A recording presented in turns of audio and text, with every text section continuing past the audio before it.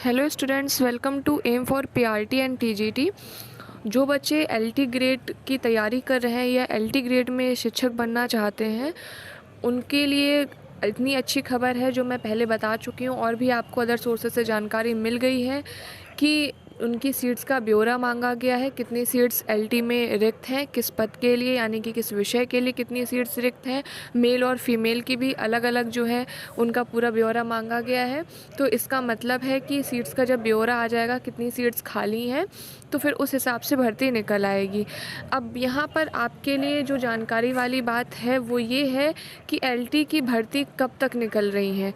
तो देखिए, भर्ती की अभी सीट्स की मांग हुई है और आप ये समझ के चलिए कि अभी दिवाली वगैरह का त्यौहार है, इसको निकल जाने के बाद ही कहीं थोड़ी बहुत जो है गुंजाइश पता चलेगी। और उम्मीद यही है कि मिड नवंबर तक आपको क्लियर हो जाएगा कि एलटी की भर्ती कब तक निकलनी है, या उसकी कोई ना कोई ऑफिशियल जानकारी आपको मिल जाएगी। Mid November to last November तक आपको हर हाल में जानकारी मिल जाएगी इसके बारे में।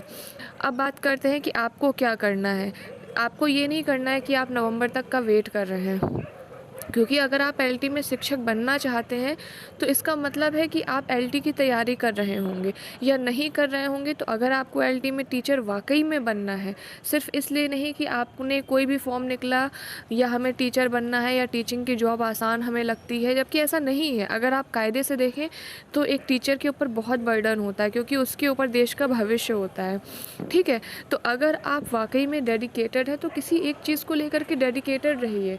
वाकई में अगर आप टीचिंग लाइन में जाना चाहते हैं, टीचर बनना चाहते हैं और आप एलटी के टीचर बनना चाहते हैं, तो आपको क्या लगता है कि आपने नवंबर में नोटिफिकेशन आएगा, दिसंबर में एग्ज़ाम होगा, तो आप नवंबर से दिसंबर में 1 महीने में पूरी की पूरी आपने अपना सब्जेक्ट तैयार कर लेंगे? तो आप खुद सोच के खुद रियलाइज़ करिए इस बात को कि क्या आप ऐसा कर लेंगे, इतनी जल्दी इतनी अच्छी तैयारी कर लेंगे? ठीक है, क्योंकि आप अकेले फ़ाइट नहीं कर रहे हैं कंपटीशन में, लाखों बच्चे फ़ाइट कर रहे हैं। जिसकी जितनी ज़्यादा अच्छी तैयारी होगी, जिसका जितना ज़्यादा हार्ड वर्क होगा, उसका सिलेक्शन हो जाएगा और होना चाहिए। मेरा तो यही कहना है कि हार्ड वर्क करने वाले का, जो बच्चे होशियार हैं, जो बच्चे मेहनत कर रहे हैं, जो बच्चे लगातार पढ़ाई कर रहे हैं, जो बच्चे डेडिकेटेड हैं, उनका सिलेक्शन ज़रूर होना चाहिए, क्योंकि उन्हें पता है कि जॉब असल में होती क्या है। वो इतनी मेहनत कर रहे हैं उस जॉब को पाने के लिए। तो मैं आप सबसे यही कहना चाहूँगी, जो बच्चे अभी तक तैयारी नहीं कर रहे थे, अगर आप एलटी में तैयारी करना चाहते हैं तो अपने काम पर बिल्कुल फ़ोकस्ड रहिए। एक दिन में मैं कहती हूँ एक टॉपिक पढ़िए रोज़ का। अगर 1 महीने बाद भी वैकेंसी का नोटिफिकेशन आता है तो एटलीस्ट आपको ये तसल्ली रहेगी कि 30 टॉपिक आपके पूरे के पूरे तैयार हैं।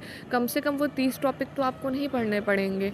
तो मैं कहती हूँ एक दिन में चाहे आप 1 टॉपिक पढ़िए, 1 पेज पढ़िए, 2 पेज पढ़िए, लेकिन पढ़िए लगातार। रोज़ पढ़िए, अपना एक कंसिस्टेंसी बना कर के रखिए, या फिर प्रीवियस पेपर देखिए या सिलेबस देखिए या प्रैक्टिस सेट्स लगाइए, पर अपने सब्जेक्ट्स को लेकर के पूरी तरह से फोकस्ड और ईमानदार रहिए।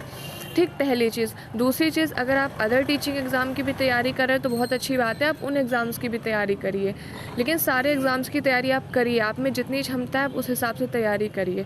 ठीक है, पर ऐसी तैयारी मत करिए कि आप कंफ्यूज हो जाएं कि आपको करना क्या है, ना यहाँ के रहें ना वहाँ के रहें। तो बिल्कुल डेडिकेटेड और फोकस्ड होकर के तैयारी करिए। ठीक, जितना ज़्यादा आप अपने सब्जेक्ट पे या अपने करियर के एम पर फोकस रहेंगे कि आपको यही जॉब करनी है, इसी फील्ड में करनी है, एलटी की करनी है या सुपर टेट करनी है या केवीएस करनी है, उतना ज़्यादा आप अच्छा परफॉर्मेंस कर पाएंगे, क्योंकि आपका पूरा ध्यान सिर्फ उस चीज़ में होगा।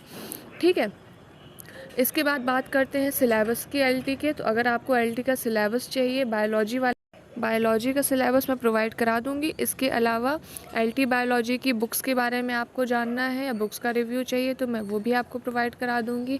बेस्ट बुक, बेस्ट मैटर, जो भी एलटी बायोलॉजी से रिलेटेड है वो सब आपको मिल जाएगा मेरे चैनल पे। और इसके अलावा मैं सभी बच्चों से कहना चाहूँगी, जो भी एग्ज़ाम की आप तैयारी कर रहे हैं, टीचिंग एग्ज़ाम की, कोई कुछ भी कहे, आप अपनी पढ़ाई पर, अपनी टीचिंग एग्ज़ाम पर फोकस्ड रहिए, क्योंकि कहने वाले कहते ही रहेंगे और जिस दिन आप कुछ बन जाएंगे उस दिन कहने वाले अपने आप शांत हो जाएंगे।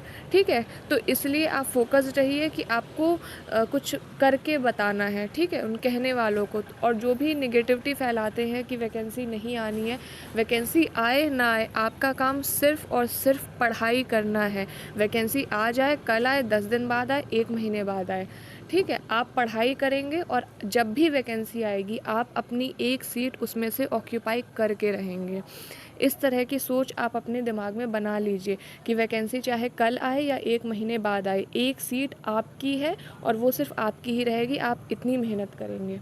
ठीक है, तो आपके लिए ढेर सारी बेस्ट विशेस। और जैसे ही एलटी वैकेंसी को लेकर के, सुपर टेट को लेकर या केवीएस पीआरटी टीजीटी की भर्ती को लेकर के या किसी भी टीचिंग एग्ज़ाम की भर्ती को लेकर कोई भी नई अपडेट आती है, मैं तुरंत आपको अपडेट प्रोवाइड करा दूंगी। इसलिए चैनल को सब्सक्राइब करने के साथ साथ बेल आइकन ज़रूर प्रेस कर लें, ताकि मैं जब भी आप कोई भी नई वीडियो डालूं टीचिंग वैकेंसी की अपडेट से रिलेटेड, आपको तुरंत उसका नोटिफिकेशन मिल जाए।